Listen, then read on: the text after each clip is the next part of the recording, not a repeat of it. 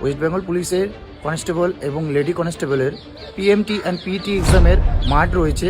সেই মাঠ সম্বন্ধীয় কিছু টিপস অ্যান্ড ট্রিক্স দিন স্যার, যেটা আমাদের জন্য অনেক উপকারে আসবে। মূলত সেই বিষয়ে এই ভিডিওটি।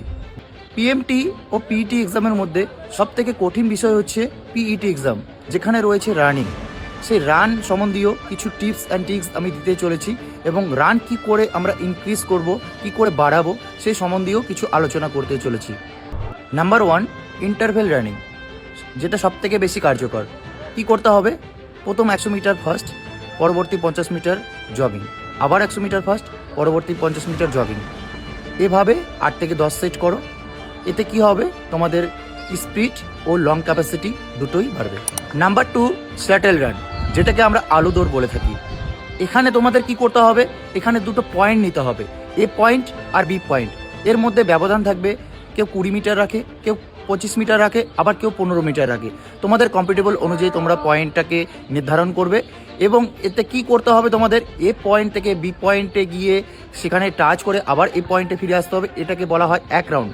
এভাবে তোমরা 10টা রাউন্ড দাও, আর এই 10টা রাউন্ড করলে 1 সেট কমপ্লিট। এভাবে তোমরা 3টা সেট কমপ্লিট করবে। এতে করেও তোমাদের স্পিড ও লং ক্যাপাসিটি দুটোই হাই হবে। Number 3, long slow run. এতে কি করতে হবে? 2 থেকে 3 কিলোমিটার সপ্তাহে 2 দিন একদম নন স্টপ তোমাকে রানিং করতে হবে, স্লো রান করতে হবে।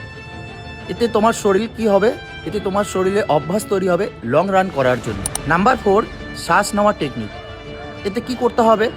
এখানে 2টো স্টেপ তোমাকে শ্বাস নিতে হবে, আর 2টো স্টেপ তোমাকে শ্বাস ছাড়তে হবে।